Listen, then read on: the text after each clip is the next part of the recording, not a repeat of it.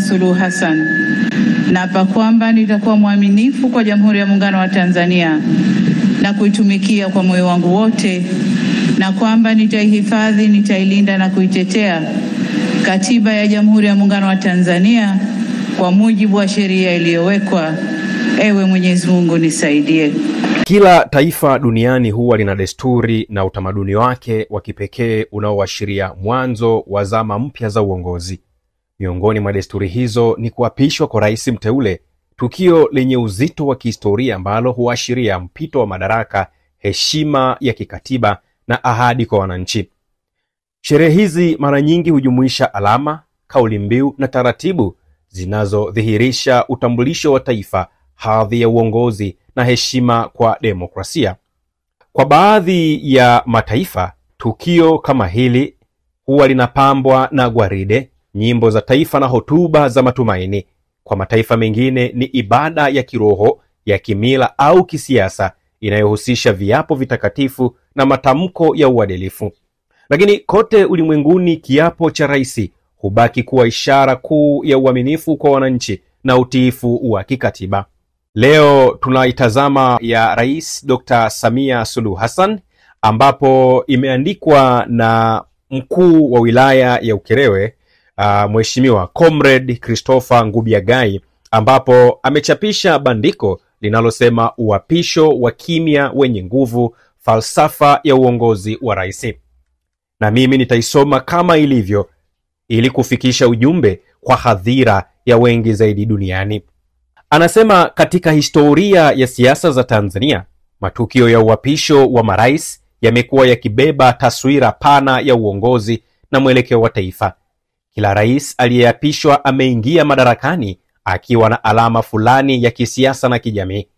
Lakini uapisho wa Mheshimiwa Rais Dr. Samia Suluhu Hassan, wote ule wa mwaka 2021 na ule wa mwaka 2025, umeandika ukurasa mpya unaobeba falsafa ya utulivu wenye matokeo ya uongozi wa kimya wenye nguvu.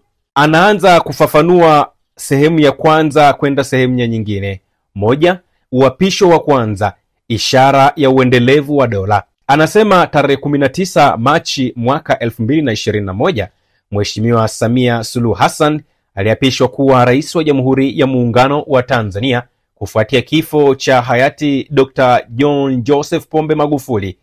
Uapisho huo haukufanyika kwenye uwanja wa michezo, bali katika uwanja wa jeshi wa Ikulu ya Dar es Salaam, mahali patulivu palipojaa heshima na utulivu wa dola. Tukio hilo halikuwa la sherehe, bali tendo la kikatiba lililohakikisha uhai wa dola. Lilikuwa ni uapisho wa kimya lakini wenye nguvu kubwa kisheria, kimaadili na kitaifa. Kama alivyonukuliwa Mwalimu Julius Kambarage Nyerere, amani haimaanishi ukosefu wa kelele. Amani ni utulivu wa ndani unaojenga nguvu ya kweli ya jamii. Kwa uapisho ule, Tanzania ilionyesha ulimwenguni kwamba hata katika huzuni na majonzi, dola linaendelea kwa utaratibu, nidhamu na umakini. Anaandika, katika uapisho wa pili ni alama ya falsafa mpya ya uongozi.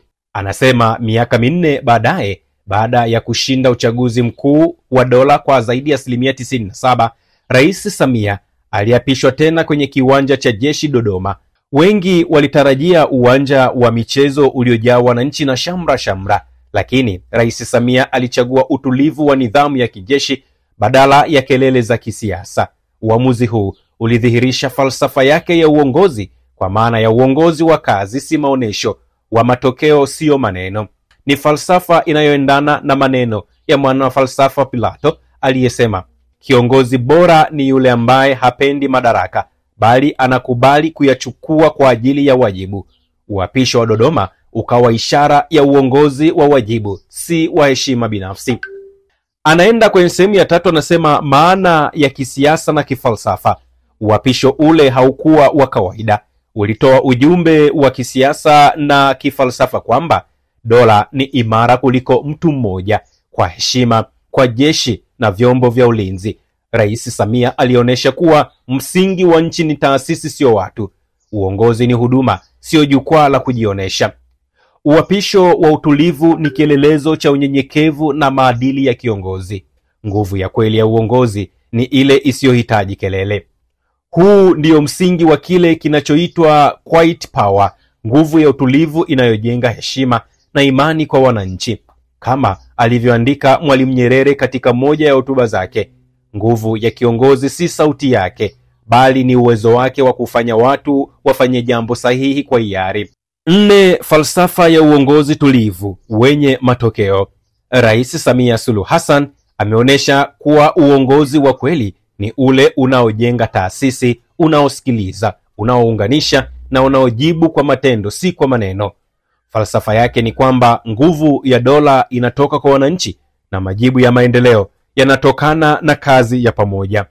Kwa lugha ya kifalsafa, hii ni tafsiri ya kile kinaitwa Confucius alichosema, kiongozi bora ni yule anayefanya watu wajione wanaweza kufanikiwa, sio anayejionyesha kama shujaa. Kwa hiyo hata uapisho wake wa kimya ni fundisho la kiuongozi.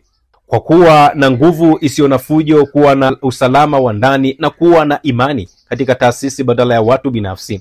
5. Ujumbe kwa taifa na viongozi. Kutoka katika tukio hili tunapata somo kuu 3. 1. Amani ndiyo nguvu ya kwanza ya taifa, bila amani hakuna maendeleo. 2. Uadilifu ni alama ya heshima ya kiongozi. 3. Kiongozi wa kweli ni yule anayebaki mtulivu hata katika ushindi wake mkubwa. Kwa lugha ya Mwalimu Nyerere, uongozi si heshima ya kufurahia, bali ni mzigo wa kubeba kwa unyenyekevu. Na kweli, Rais Samia amethibitisha hilo. Amechagua njia ya unyenyekevu, hekima na umoja badala ya kelele za kisiasa. Ni uongozi wa kimya chenye nguvu, unaoheshimu katiba, unaolinda taasisi na unaoamini katika mazungumzo na matokeo. Comrade Christopher Ngubiagai anaweka hitimisho. Anasema uapisho wa Rais Samia Suluhu Hassan, ule wa mwaka 2021 au iwe ule wa mwaka 2025, ni somo la kihistoria katika siasa za Tanzania. Ni ukumbusho kwamba madaraka si zawadi, bali ni dhamana.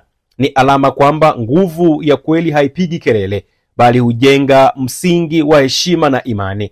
Kwa falsafa yake ya utulivu, Rais Samia ameandika ukurasa mpya katika historia ya taifa letu, ukurasa wa kimya wenye nguvu, wa amani yenye maendeleo na uongozi wenye maadili. Ni bora kuwa na kiongozi mtulivu anayefanya kazi kuliko mwenye makelele asiye na matokeo. Kauli ya hekima ya Kiafrika inayoakisi falsafa ya Rais Samia Suluhu Hassan imetayarishwa na mkuu wa wilaya Comrade Christopher Ngubiagai, ambaye kwa sasa anahudumu kama mkuu wa wilaya ya Ukerewe, na imetayarishwa mwezi Novemba mwaka 2025. Usisahau kusubscribe, like na kubonyeza alama ya kengele. Asante.